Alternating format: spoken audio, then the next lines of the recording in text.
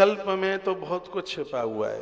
कोई संकल्प के ऊपर कोई हावी हो जाए तो ये संकल्प हमें बहुत कुछ दे देते हैं। उसमें मैंने बहुत वर्षों तक मैंने यज्ञ दोनों समय में किया, लेकिन फिर व्यस्तताएं इतनी हो गई, लोगों से मिलने का टाइम, कथाएं देर तक चलती रहीं, तो फिर वो बहुत लंबे समय तक चल नहीं पाया। फिर भी मैंने 1.25 साल लगभग, मैंने बोल दूं मैं आपको 2014 और 2015 का पूरा लास्ट लगभग इतना समय तक मैंने 2 बार यज्ञ और उसके मैंने अनुभव देखे। जो सोच लिया वही पूरा हो गया। इसमें मैं अपनी महिमा नहीं बता रहा हूँ। किसी को मानसिक तनाव है, जिनको कोई टेंशन है यहाँ तक अस्पताल जाने तक कि उनको नौबत आ रही है, तो एक मंत्र मैं आपको दे रहा हूँ। संध्या काल में पीपल की लकड़ी जला करके, और किसी काम में तो पीपल की लकड़ी अपने काम में, निजी काम में ली नहीं जाती, उसके ऊपर एक मंत्र की आहुति डाली जाती है, ओम श्राम श्रीम श्रोम सह सोमाय नमः। इससे तत्काल मानसिक तनाव समाप्त हो। संध्या काल में यज्ञ में ये आहुति डाली जाती है, मंत्र लिखने के लायक है, ओम श्राम श्रीम श्रोम सह सोमाय नमः। मानसिक तनाव, टेंशन, यहाँ तक लोग कोमा में जा रहे होते हैं वो बच जाते हैं। इतना बड़ा महात्म, इतनी बड़ी महिमा है। तो ये महात्मा 2 बार यज्ञ करते थे। संध्या का समय था, तैयारियां पूरी हो गई थी महात्मा कश्यप की, हवन की, यज्ञ की। बड़ा सुंदर सा एक मंडप बना हुआ था। कहते हैं कि स्वयं विश्वकर्मा जी ने इस यज्ञशाला का निर्माण किया। स्वयं विश्वकर्मा जी ने तैयार की थी यज्ञशाला, और वही यजन करने को बजाई सुरदेव वो जा ही रहे थे। इतने में उनकी जो एक दूसरी पत्नी थी जिसका नाम था दिति, ये रास्ता रोक करके खड़ी हो गई। कोई आदमी कुछ अच्छा काम करने के लिए जा रहा है, नारी आंसू बहाए, रोए, तो कहते हैं वो शुभ नहीं है। एक पुण्यक व्रत की बात कही है हरिवंश पुराण में। माता उमा ने ये पुण्यक व्रत किया।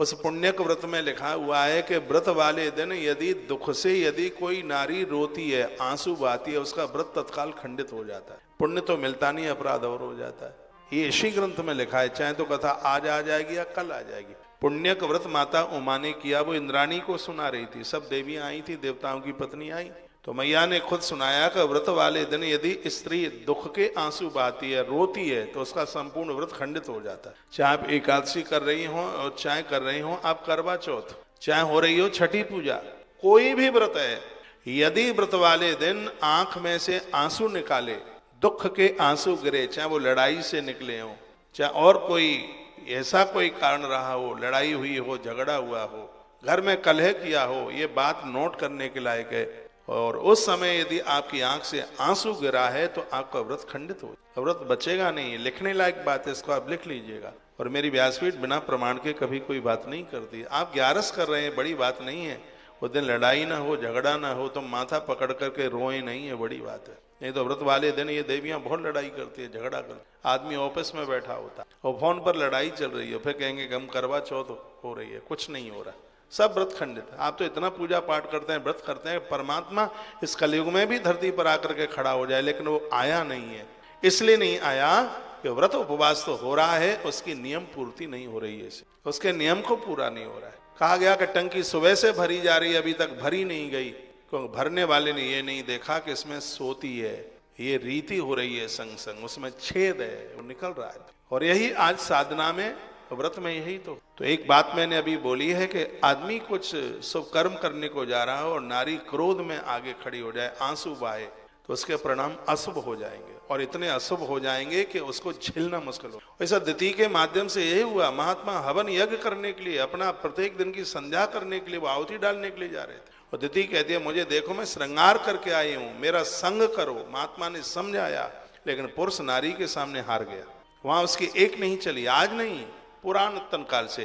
कहते हैं महाराज दशरथ शरीर सहित ऊपर के लोक में जाते, इंद्र खड़े होकर अपना आधा आसन दे दे। देवताओं का हृदय राजा दशरथ ने जीता, लेकिन वो अपनी पत्नी को नहीं समझा पाए, प्राण चले गए, लेकिन घर वाली को समझा नहीं पाए। पुरुष यहीं आकर के परास्त हो। दिति ने रास्ता रोक लिया और कहा, ये क्या क्या स्वाहा स्वाहा लगी रहती है, मेरी तरफ देखिए, मैं तुम्हारी गृहिणी हूं, तुम्हारी पत्नी हूं, यही सब तुम्हें करना था, तो भामर क्यों डाली तुम, और मेरे साथ तुम्हें संग करना होगा। बहुत जबरदस्ती की। दिति के गर्भ में संतान आ गई। संध्या काल, भोर का काल, गर्भ में संतान आना बहुत अशुभ है। प्रदोष का काल, भोर का काल, श्राद्ध के 16 दिन, नवरात्रा, संक्रांति, द्वादशी, एकादशी, पूर्णिमा, अमावस्या, बहुत ज्यादा शुभ है। यहाँ तक कहते हैं कि चांडाल प्रवृत्ति की औलाद हो जाती। महात्मा की आंख में आंसू आ गए, साधु रो पड़ा। महात्मा कश्यप ने कहा, देती निर्लज्ज, तुझे लाज नहीं